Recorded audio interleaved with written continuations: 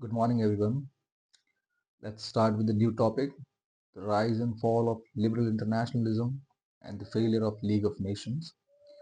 The name of the book is Understanding International Relations by Chris Brown. So, after First World War, there were many responses, many reactions, and first response was to assign personal responsibility for this carnage.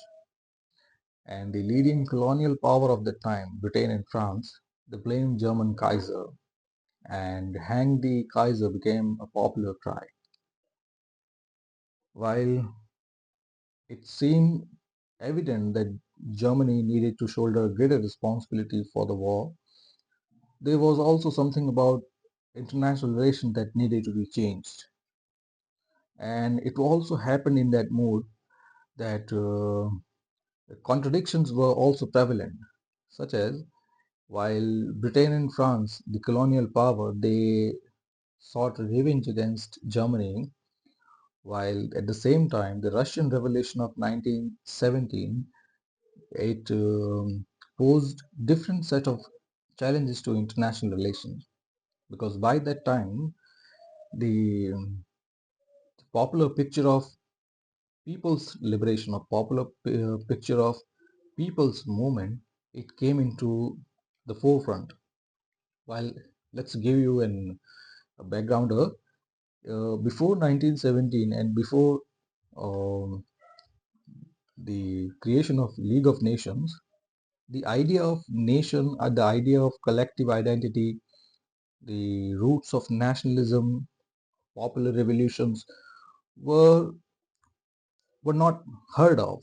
Such ideas were not there, and uh, even uh, today's popular dimensions such as democracy, the nation building, the rights of people, the idea and the fulcrum of justice, these things were not there at all.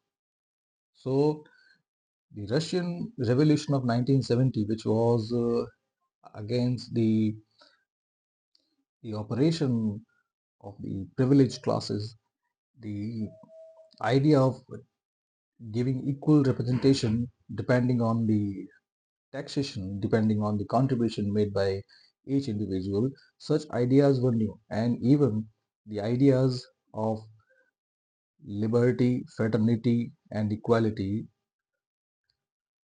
those were quite pioneering and new ideas.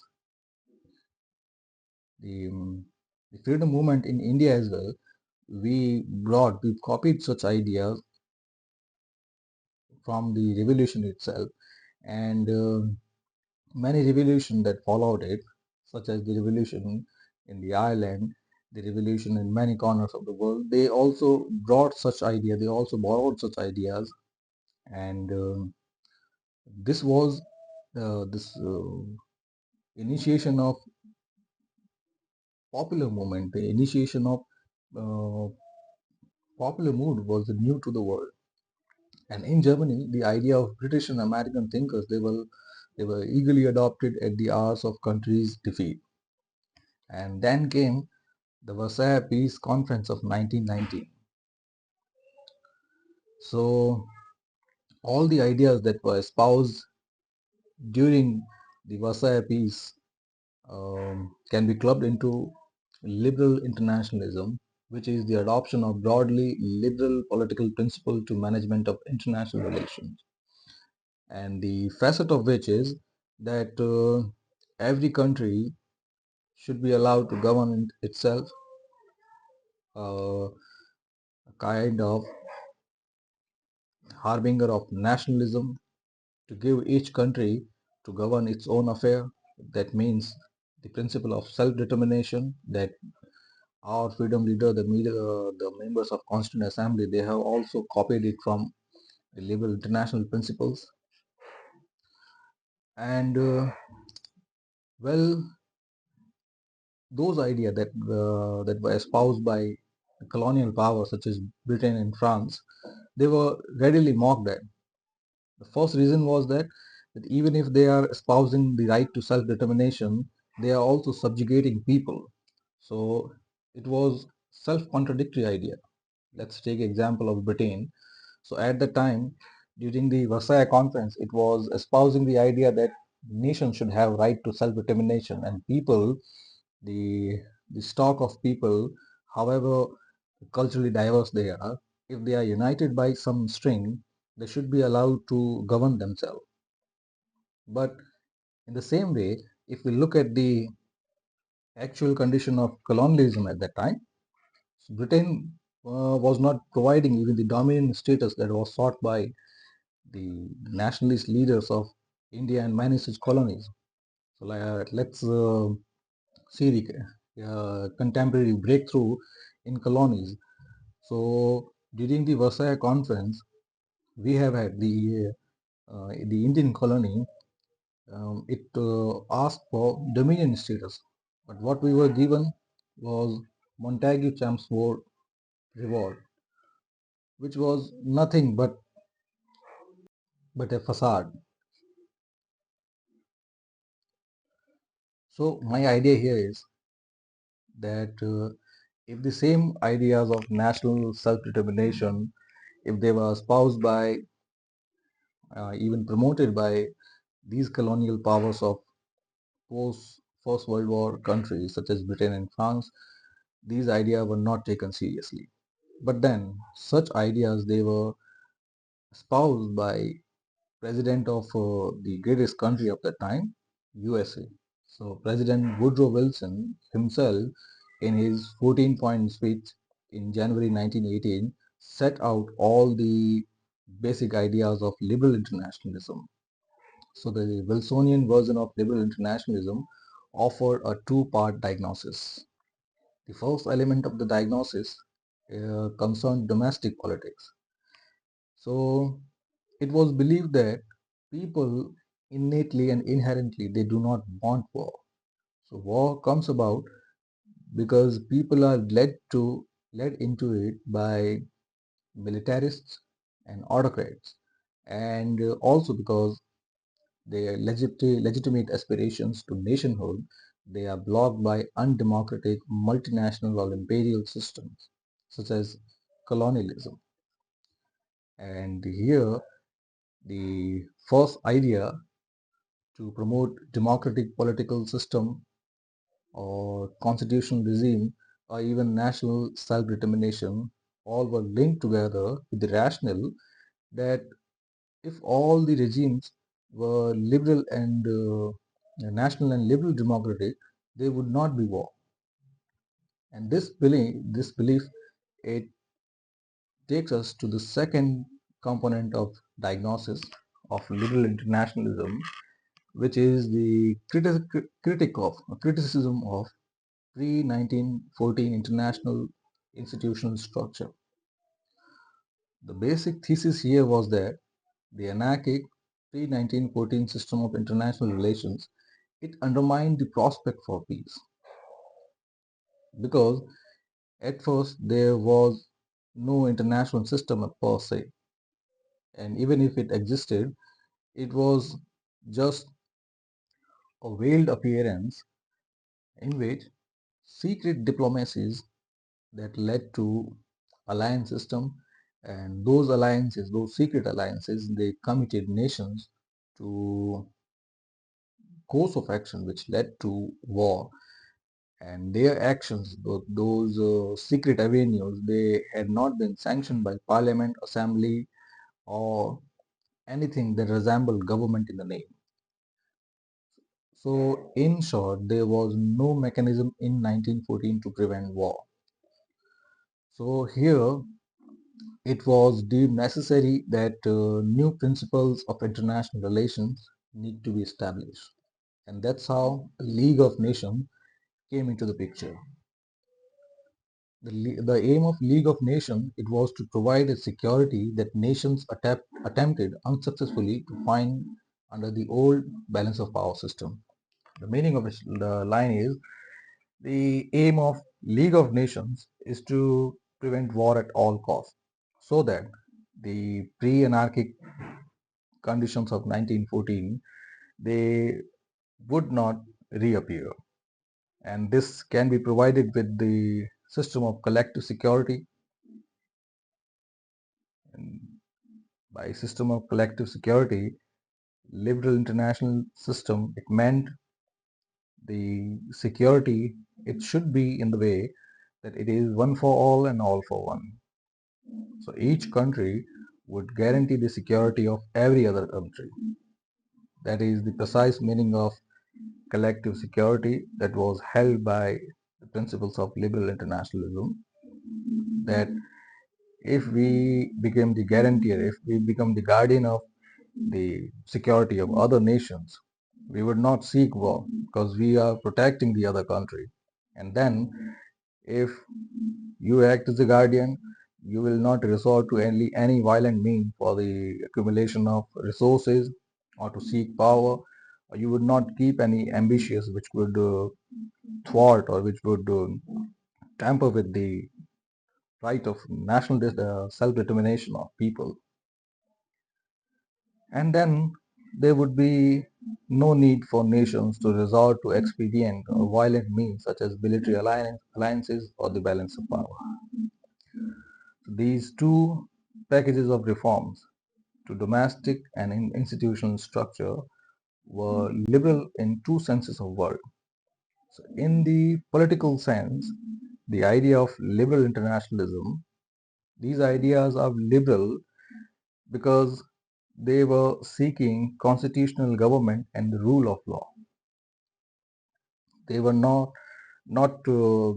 standing upon, they were not placed on any utopian idea of people's will or the inherent morality of the king governing his own subjects. Basic idea here was universal applicability. That's why this idea, it was heard by people, and the idea was promoted because of the appeal of universal applicability. Then in the philosophical sense, they sought harmony of real interest. The basic premise here is that whatever the clash of interests that are seen during the war itself and during the time that preceded the war, they were they were based on distortion of real interest, and such distortion they were introduced by, or they were readily promoted by malice of special interest or by simple ignorance, or it might be that there were other malicious actor that promoted their self-interest, which could have been clubbed into, which could have been enveloped into the interest of people. So all in all, the other philosophical ground for liberal internationalism it was that the actual interest of people, the real interest of people, should be brought forth, and all the distorted version they should be whisked away. So the liberal belief in natural harmony of interest, it led as a matter of course to a belief in the value of education. Education was the means of combating the ignorance that is the main cause of failure to see the interest as harmonious. So here, another philosophical sense in which liberal international system was considered liberal was it promotion for education. And it was also believed that by promoting the study of international relations, it would be promoting the cause of peace. So it was the first time in which the study of IR, international relation as a discipline, it was given a chance, it was seeded in the ground. Then let's proceed on to the counter narratives or criticisms. So first such criticism was that this this liberal internationalism, it was based on the expression of American strategy for global dominance. So in short, it could be called the racial and hegemonic approach of USA. So in short, it was believed by some critics was that in the post-colonial era, the idea of liberal internationalism, it was giving way to and it was promoting the interest of USA, and it was also believed that the USA was working in disguise to espouse and expand its racial and hegemonic footprints. Then came the peace settlement of 1919, which represented a partial embodiment of liberal international thinking. So the principle of national self-determination, it was promoted, but it was promoted only in Europe. So that's why it was criticized on the ground of racism, because the white people, the white Europeans and Americans, they were given the mastering stroke to have their country governed by the national self-determination. They were given the right to self-determine themselves. But then those ideas, they were not devolved into the colonies which they were hovering upon. So this was also the time, the peace settlement time, 1919, in which Britain and France, they were holding on to many such colonies. So the same right, it was not given to the colonies. And the second criticism, it was that the Versailles Treaty, it was dictated to the German rather than negotiated with them. Germany was held responsible for the war and deemed liable to meet its cost. But the same idea of reparations, they initiated a new war in form of Second World War. Then a League of Nations was established, which incorporated the principle of collective security, but it was also tied to Versailles Treaty, and it was also associated with what the German regarded as unjust status quo. And the same judgment, it was shared by Keynes in his publication The Economic Consequences of Peace. So this publication of John Maynard Keynes, it attacked the motives of allies and portrayed the new Germany as the victim of outmoded thinking. And the whole treaty system, you can see the contradictions here. The contradictions are not one but many. At first, they are espousing the right to self-determine, but then they are not freeing the colony they are holding. Then the racial attitude can be seen here, in which the white people, they have all the juices of, they have all the notions and amenities of liberal internationalism, because they consider themselves civilized. But all the people of other races, even the black and the mixed races, they were not given the same equal footing. So here comes the second contradiction. Then the Versailles Peace Treaty, even the idea that led to its incorporation, it was based on some real sound footing of liberal ideas. But then all the reparation, the maximum reparation, they have been met by Germany, and the same reparation, that the insult that ensued, it led to initiation of a new war. And the same ideas were shared by many prominent economists as well, which attacked the motives of allies. Then the third attack on the, the system of liberal internationalism and the League of Nations came from US Senate, which refused to join it. So here, the unfortunate truth was that liberal international nationalist ideas were not dominant in the minds of any statesman other than Wilson. So even if USA espoused and promoted liberal nationalism with zeal, such ideas were not common and were not shared. Then the racial attitude of a southerner unwilling to extend idea of self-determination to non-white people. Yes, Adam Tooze in 2014. So this was also another reason, another contradiction that fired people on the folly of nationalism, liberal internationalism ideas.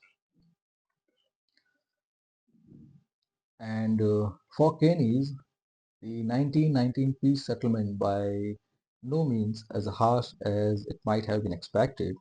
And in the 1920s, it seemed quite plausible that the undoubted defects of Versailles would be corrected by harmonious actions of the major powers. And then the Locarno Treaty of 1926, it confirmed symbolically the western borders of Germany and re-established more or less amicable relationship between the leading power. So here, some country tried to walk on the footstep of espoused principles. So by this treaty, some relaxation were given to Germany, and then by Treaty of Paris in 1940 or 1928, which is also called Kellogg-Briand Pact, it also marked 150 years of US-French friendship by signature of a non-aggression pact.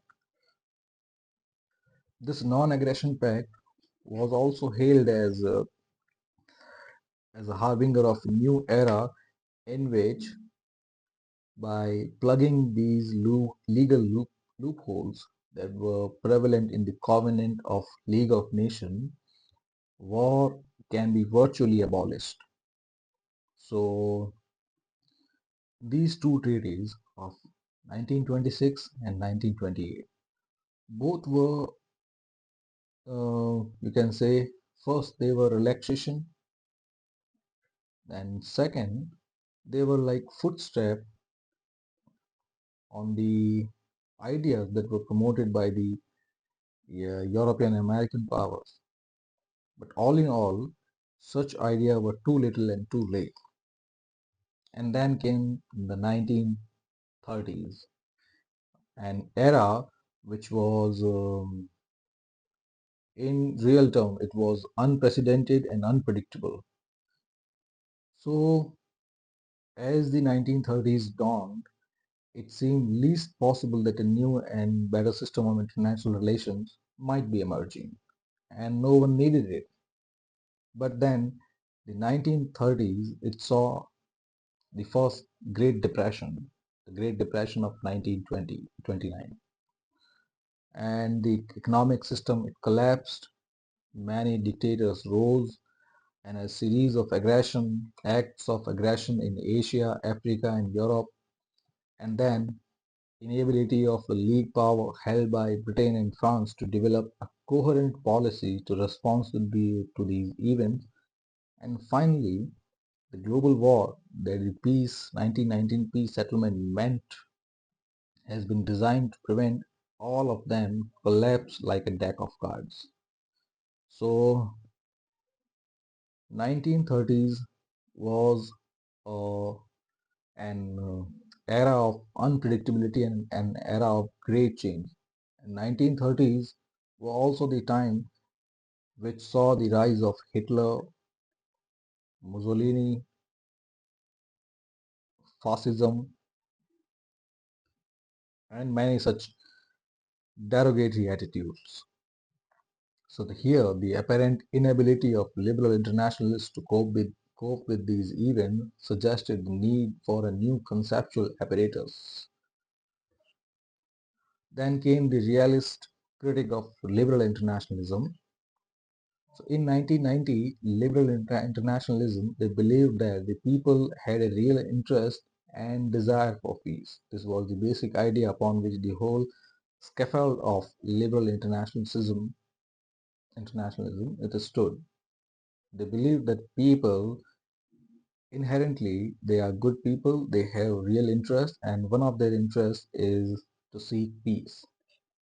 And for them, the enemies of peace were the militarist, authoritarian, autocratic, and anti-democratic regimes which were dominated Germany, Austria-Hungary, and Russia in 1914.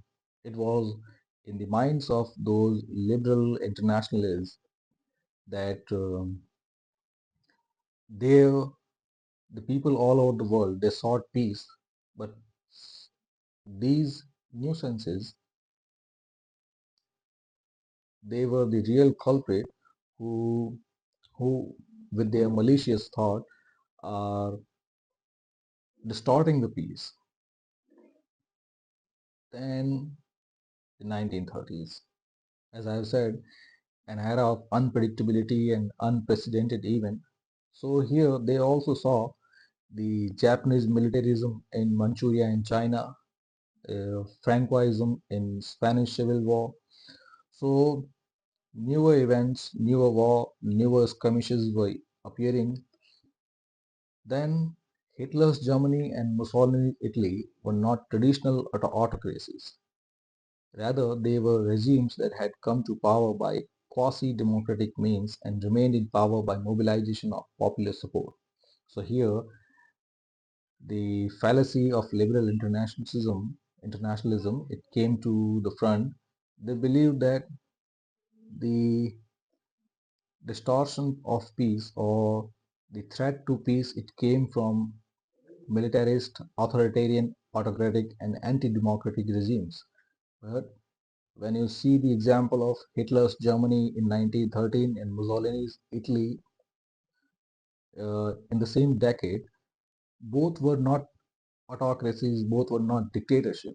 They were quasi-democratic, and both of them, both the regimes, they enjoyed popular support.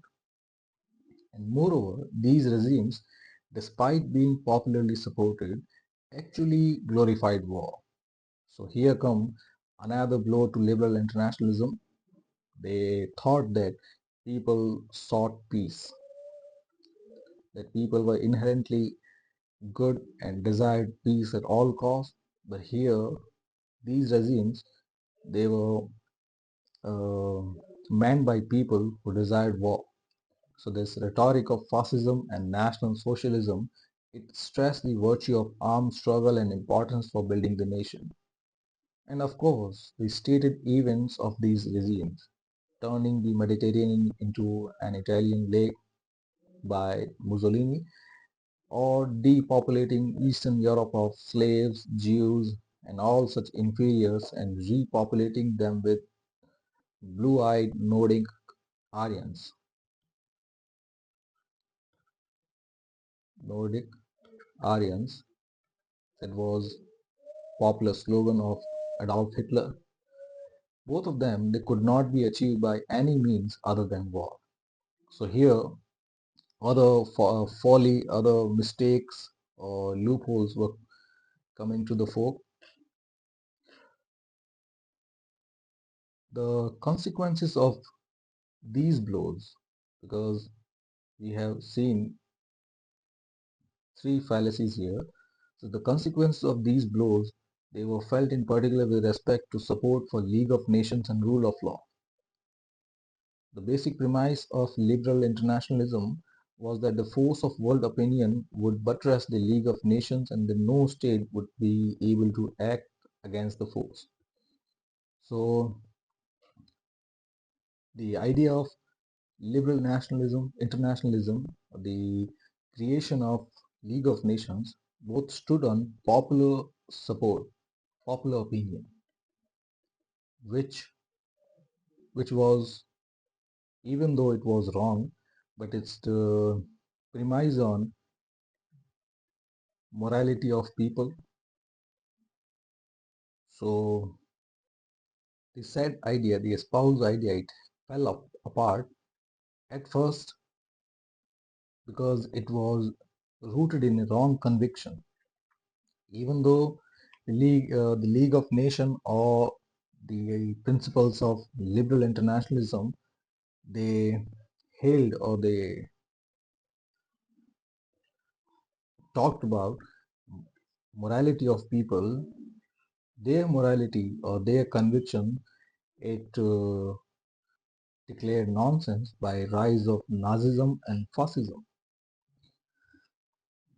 And it was also believed that leaks procedures would act as a brake to prevent a nation to start a war, and the international disputes they would be resolved peacefully because that was what people really wanted.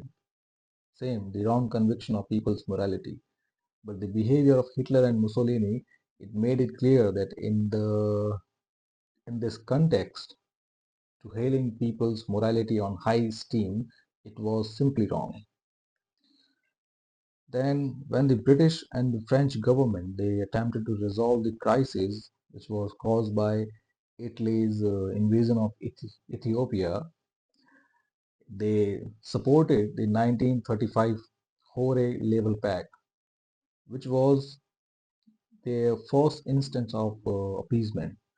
So it was seen as rewarding the aggressor.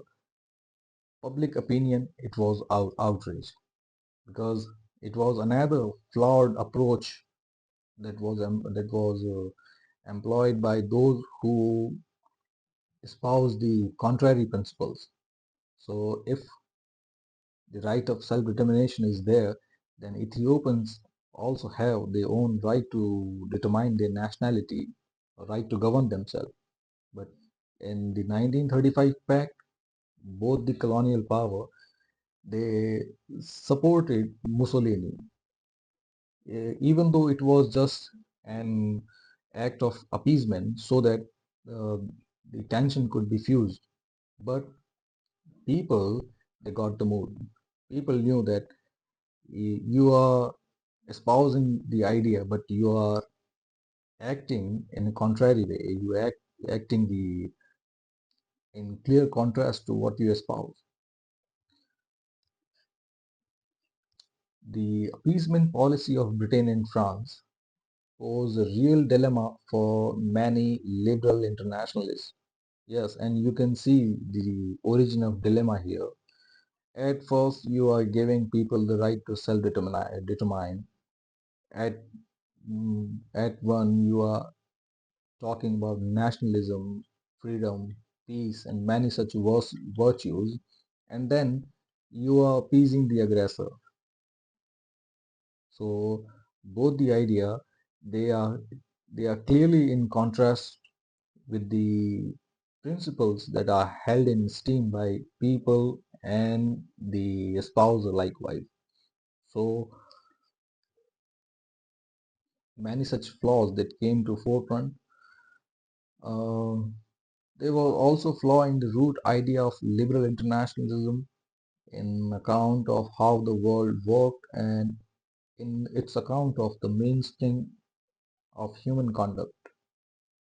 Then new ideas emerged, re-emerged, and the deepest thinker, perhaps the deepest thinker on the emergence of new ideas in the decade of 1930 was Reinhold Niebuhr, a radical American theological and critic.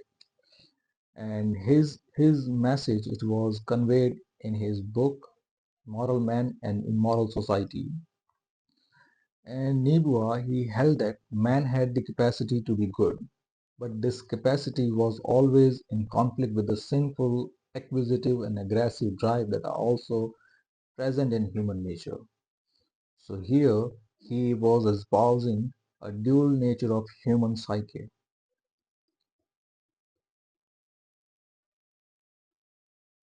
The liberal internationalists they said the people are morally good, people are inherently good, and they sought peace rather than war. And here Niebuhr he exposed both the sides of both the light and the darker shades of human conduct in which people are good as long as they are stayed good. People has also another bend. People also has another dark side which is sinful, acquisitive and aggressive, and that drive it can lead to war. And then another critic of liberal internationalism, it came from E.H. Carr, a quasi-Marxist historian, which was published in his famous book, The 20 Years Crisis, 1913 to 1939. So he attacked liberal internationalism as utopianism, and this utopianism is contrasted with E.H. Carr's approach, which is termed realism. So it's here that the realist angle, the realist approach of international relation came to light and dominated the geopolitics for a whole century. So the approach of realism is about a conflict between haves and have-nots. So according to realism, the central feature of world is scarcity, by which it means there are not enough of the good things of life to go around. There is scarcity of resources, there is scarcity of everything that can be felt, scarcity of concrete resources. So those who have them want to keep them and therefore promote law and order policies attempting to outlaw the use of violence. And the have-nots, they do not care for law, and neither it is reasonable that they should, because it is the law that keeps them where they are, which is the thumb of the haves. So the simple explanation of this passage is that those who have power, those who have resources, when they have them, they develop a system of law and order policies, the system of law. And that system, instead of enabling other people to acquire resources by fair means, it it exclude other people from accessing those resources. It keeps them away, and it keeps them under the thumb of that rule. So the rule of law here, even though it is based on sound principle, even though it is based on virtues, but it came to dominate the scene in a wrong way. The What should happen is that the same rule of law, it should uh, promote people. It should motivate people, motivate nations to follow the same rule, to follow the fair and reasonable principle, to act on the basis of law itself. But the what comes as and what the output is that the same rule of law, it is acting as a speed breaker or a hurdle by which some people are excluded. Let me give you an example of NPT, that is Nuclear Non-Proliferation Treaty. Non-Proliferation Treaty, which was signed in 1964. Even though I'm talking about a different context and time, I'm going to highlight the inherent contradiction. I'm going to highlight the injustice that was espoused by the same rule of law dilemma, a rule of law dichotomy. So the dichotomy here is that by 1964, those countries that have possessed nuclear weapons, they ban any other country from testing new weapons or even the access of nuclear fissile material. So here you can see a glaring dichotomy between the country which have and country which have not. So the excluded country of which India is also one such example. Here, the same the contradictions of liberal nature or contradictions of the the European powers it came to visible light. So injustice here it is analogous to excluding countries those who are not in the present circumstance capable of having or accessing nuclear material. This contradiction or this injustice is similar to what liberal internationalism have in its coffer, which is even though it has it promoted the idea of rule of law, the idea of law and order policies, but such idea or such promotion it was unjust because the ideas they kept some country from accessing all their that can be accessed. And it is also utopian to suggest that those countries that are bereft of resources, those countries that do not possess all the means for a successful or powerful country, they can be brought to realize that they need to fall in line and behave legally and morally. But it is realistic to recognize that the essential conflict between haves and have not must be managed rather than wished away. Then, in the end, realism it seemed to offer a more coherent and accurate account of the world than the liberal idea it critiqued, and it formed the basis for the post-war synthesis, which we will study in the next section. Thank you very much.